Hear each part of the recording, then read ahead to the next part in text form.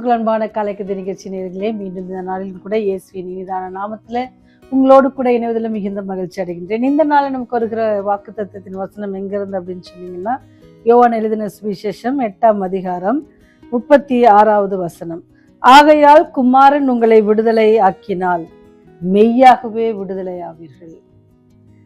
இந்த காலகட்டங்களில் பார்த்தீங்கன்னு சொன்னால், இதிலிருந்து விடுதலை கிடைக்கணும் அப்படின்னு பார்த்தா எல்லாரும் புலம்புற ஒரு காரியம். ஐயோ, இதுலேருந்து எனக்கு எப்போதான் விடுதலை கிடைக்கும், இந்த பிரச்சனையிலேருந்து எனக்கு எப்போதான் எனக்கு விடுதலை கிடைக்கும், இந்த வியாதியிலேருந்து எப்போதான் எனக்கு விடுதலை கிடைக்கும், அல்லது என்னுடைய கேஸ் கோர்ட்டில் போயிட்டுருக்கே அதுலேருந்து எப்போ எனக்கு விடுதலை கிடைக்கும். நிறைய பிரச்சனைகள் மத்தியில் நம்ம யோசிக்கிற ஒரு காரியம் என்ன அப்படின்னு சொன்னால், ஒரு விடுதலை வேணும். ஏதாவது ஒரு பணியில் மாட்டிக்கிட்டோம் அப்படின்னு சொன்னால் அதுலேருந்து விடுதலை, ஒரு கடன் பிரச்சனையில் மாட்டிக்கிட்டோம்னா அதுலேருந்து எப்போ நமக்கு விடுதலை கிடைக்கும். இதெல்லாம் நம்ம மனதில் தோன்றுகிற ஒரு காரியம். ஆனால் நமக்கு இன்னைக்கு வாக்குத்தத்தமாக வருகிற வசனம் எப்படி அழகாக சொல்லுது பாருங்க. ஆகையால் குமாரன் உங்களை விடுதலையாக்கினால் மெய்யாகவே விடுதலை ஆவீர்கள். நீங்களும் நானும் எடுக்கிற முயற்சியில் விடுதலை ஆகிற மாதிரி இருக்கும். அப்புறம் பார்த்தா வேற இன்னொரு பிரச்சனை மாட்டிக்கிறோம். ஆனால் அதே நமக்கு ஆண்டவர் ஒரு விடுதலை கொடுக்குறாரு அப்படின்னு சொன்னால் அது ஒரு நிரந்தரமான விடுதலையாக இருக்கும். வேதாகமத்தில் பார்த்தீங்கன்னா அநேகருக்கு அவர் என்ன செஞ்சாருன்னா விடுதலை கொடுக்குறாரு.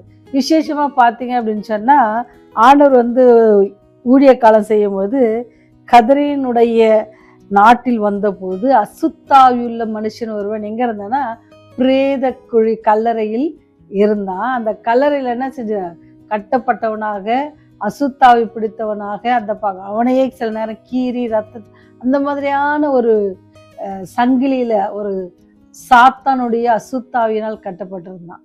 அப்போ ஆண்டவர் போன பிறகு ஆண்டவர் கேட்குறாரு, நீ யார் அப்படின்னு கேட்குறப்ப அவன் சொல்லுவான், நான் லேகியோன்னு சொன்னால் அநேக அசுத்தாவிகளை கொண்ட ஒரு மனுஷன் நான் அப்படின்னு சொல்லாரு. அப்போ கடவுள் என்ன செய்கிறாரு, அவனுக்கு விடுதலை கொடுக்குறாரு. அவன் விடுதலை பெற்று ஆண்டோடைய பாத்தில் உட்காரான். அப்புறம் அது மாத்திரம் இல்லை, ஆண்டவர் சொல்கிறார், நீ போ வீட்டுக்கு போ அப்படின்னு சொல்கிறான். ஏன் சொல்லும் பொழுது அவன் என்ன செய்கிறான், ஒரு வழியெல்லாம் தேவன் அவனுக்கு செய்து அவன் கொடுத்த விடுதலை என்ன செய்கிறான். ஆண்டவர் விடுதலை பண்ணும்போது எப்படி இருக்குமா, அந்த விடுதலை மெய்யாகவே விடுதலை ஆவீர்கள். சும்மான விடுதலையில் அது கொஞ்ச நேரத்துக்கல்ல, கொஞ்ச நாட்களுக்கல்ல, நீங்கள் மரண பரியந்தம் அதை என்ன செய்யுமா சாட்சியாக சொல்லுகிற அளவுக்கு அவர் என்ன செய்வார், விடுதலையை கொடுக்கிற தேவனாக இருக்கிறார். அது மாத்திரம் இல்லபடிக்கு அந்த ஊர்ல அவர் செய்த பெரிய அற்புதத்துல எல்லாரும் ஆச்சரியப்பட்டாங்க. ஆனா அந்த இடத்துல என்ன நடக்குது, அங்கே அந்த பிசாசுக்கள் அந்த ஆண்டவரத்துல கெஞ்சோம், எங்களையே அழிக்க வந்தீங்க அப்படிலாம் கேட்டோடனே சொன்ன, சரி என்ன வேணும் உங்களுக்கு அப்படின்னு கேட்டா அந்த பன்றிகளுக்குள்ள போகணும் அப்படின்னு சொல்லி ஆண்டவர் பாருங்களேன், அந்த பிசாசுகளுக்குடைய ரிக்வெஸ்ட்டை கூட ஆண்டவர் நிறைவேற்று. அப்போ அது என்ன செய்யும், அங்கே போய் அப்போ அந்த ஊர் மக்கள் என்ன செய்கிறாங்கன்னா, ஆண்டவருடைய காரியத்தை ஒரு அசுத்தாவியால் நிறைந்த மனுஷன் சொஸ்தமானதை பெரிதாக பார்க்காமல் உலக பிரகாரமான காரியங்கள் அழிந்து போனதுக்காக என்ன செஞ்சாங்களாம், ஆண்டவரையே என்ன செஞ்சுட்டாங்க, அந்த ஊரை விட்டு போங்க அப்படின்னு சொல்லிட்டாங்க. கிறிஸ்துவ வாழ்க்கையில் நீங்களும் நானும் அப்படி தான் இருக்கோம். சில நேரத்தில் ஆண்டவர் நம்மளுக்கு விடுதலை கொடுக்கும் பொழுது சில காரியங்களை நாம் இழக்க வேண்டும், அல்லது சில காரியங்களை விட்டு வர வேண்டும்னு சொன்னால் நம்மளால் அது முடிய மாட்டேங்குது. அப்படி முடியாத பட்சத்தில் என்ன ஆகுது, நம்ம தோற்று போகிறோம். இந்த வேலையிலும் கூட நான் உங்களுக்கு சொல்லுகிற இன்னொரு காரியம் என்னன்னு சொன்னால், வேதாகமத்தில் பார்த்தீங்கன்னு சொன்னால் 38 வருஷமாக ஒருத்தர் என்ன செஞ்சுருக்கிறாரு, வியாதியாக இருக்கிறாரு. ஆண்டவர் அவளுக்கு விடுதலையை கொடுக்குறாரு. பாவம் மன்னிக்கப்பட்டதும் படுக்கை எடுத்துக்கொண்டு இனி பாவம் செய்யாது அப்படின்ட்டு சொல்லுவார். இனி ஒன்று உனக்கு கேடு உண்டாகாதபடிக்கு ரொம்ப அழகாக ஆண்டவர் சொல்லியிருப்பாங்க. அதனால தான் ஆண்டவர் விடுதலையாக்கும் போது எத்தனை வருஷம் கிடையாது, எத்தனை வருஷம் உள்ள பெரிய ஒரு வியாதிக்காரனாக இருக்கலாம், ஒரு பெரிய பாவத்தில் இருக்கலாம், ஆண்டவர் ஒரு வார்த்தை சொன்னால் எல்லாமே என்ன செஞ்சிடும், மாறிடும். உங்களுக்கு இன்னைக்கு அந்த விடுதலை வேணும் அப்படின்னு சொன்னால், உங்கள் வாழ்க்கைக்கு விடுதலை வேணும்னு சொன்னால் விடுதலை நாயகனாக இருக்கிறார் அவர் நம்முடைய வாழ்க்கையில் என்ன செய்கிறாரு, நமக்கு விடுதலை கொடுக்க ஆயத்தமாக இருக்கிறார். அது ஒருவேளை வியாதியாக இருக்கலாம், அசுத்தாவிகளாக இருக்கலாம், பிரச்சனைகளாக இருக்கலாம், என்ன காரியங்களாக இருந்தாலும் நீங்கள் என்ன செய்யுங்க, அவரிடத்துல போகும் பொழுது, அவரை விசுவாசிக்கும் பொழுது, அவரை நம்பும் பொழுது அவரால் எல்லாம் ஆகும் என்று நீங்கள் விசுவாசிப்பீங்க அப்படின்னு சொன்னால், எத்தனை 38 வருஷம் உள்ள சுகமாளிக்க முடியாத ஒரு மனுஷனுக்கு ஆண்டவர் என்ன செஞ்சார், சுகம் தந்திருக்கிறாங்க. அசுத்தாவிகள் நிறைய பிடித்திருந்த ஒரு மனிதனுக்கு ஆண்டவர் விடுதலை கொடுத்துருக்காங்க. அந்த தேவன் இன்று உயிரோடு இருக்கிறார். உங்களுக்கு எனக்கு அந்த விடுதலை தர அவர் ஆயத்தமாக இருக்கிறார். நீங்கள் அவருடன் செல்ல ஆயத்தம் இருக்கலாம். அதுக்கு இந்த நாள் ரொம்ப முக்கியமான நாளாக இருக்குது. விஞ்சையுடைய பாத்தில் போங்க. என்ன பிரச்சனை இருந்தாலும் அவர்கிட்ட, ஆண்டவரே நீங்கள் எனக்கு இதிலிருந்து விடுதலை கொடுங்க அப்படின்னு நீங்கள் ஜெபிப்பீங்கன்னு சொன்னால் அவர் உங்களுக்கு விடுதலை கொடுப்பார். அதில் ஒரு வார்த்தை அழகாக போட்டிருக்குல்ல, மெய்யாகவே.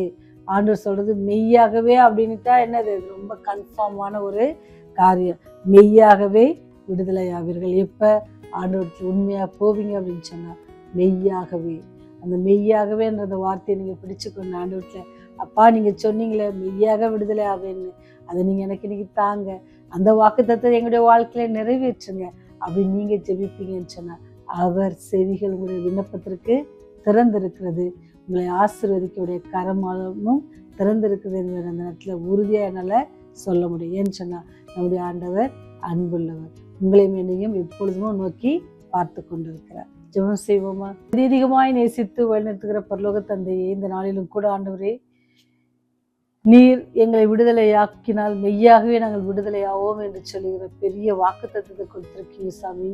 அநேக காரியங்களிலே ஆண்டவரே நாங்கள் அடிமைத்தனமாக இருக்கிறோம், சங்கிலியால் கட்டப்பட்டவர்களாக இருக்கிறோம், பாவத்தினால் சங்கிலியால் கட்டப்பட்டிருக்கிறோம், வியாதியினால பிரச்சனையின் மத்தியில் எல்லா கட்டுகளையும் நீக்க வல்லவர் நீர் ஒருவரே. ஆண்டவரே, மெய்யாகவே நீர் விடுதலை ஆக்கினால் நாங்கள் கண்டிப்பாக விடுதலை பெறுவோம் என்று நாங்கள் விசுவாசிக்கிறோம். இந்த செய்திகளை கேட்கிற ஒவ்வொரு பிள்ளைகளுக்காக செபிக்கிறோம். அவளை ஆசீர்வதிங்க, அவருடைய தேவைகளை சந்தித்தருங்க, சமாதானத்தை கட்டளையிடுங்க, விடுதலையை மெய்யாகவே அவர்களை நீர் விடுதலையாக்க வேண்டுமா அவருடைய பாத்தில கெஞ்சி மன்றாடுகிறோம். வியாதியாக இருந்தாலும் சரி, மன பிரச்சனைகள், பண பிரச்சனைகள், சோதனைகள் மத்தியில், அவனுடைய கடன் பிரச்சனை மத்தியில் இருக்கிற ஒவ்வொரு பிள்ளைகளையும் கருத்தில் ஒப்பு கொடுக்குறோம் தகப்பனே. எல்லாரையும் பொறுப்பேற்றுக் கொள்ளுங்க.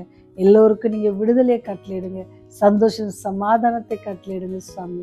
இந்த நாள் முழுவதும் பிரசனம் ஒவ்வொருவரும் கூட இருந்து எங்களை தாங்கி ஏந்தி வழிநடத்த வேண்டுமாய் கெஞ்சி மனகிறோம். சாத்தான் எங்களை அப்புறப்படுத்த வேண்டுமாய் கெஞ்சுகிறோம். இயேசுவின் வழியை ஜெபிக்கிறோம் ஜீவனுள்ள பரலோக பிதாவே. ஆமென். ஆமென்.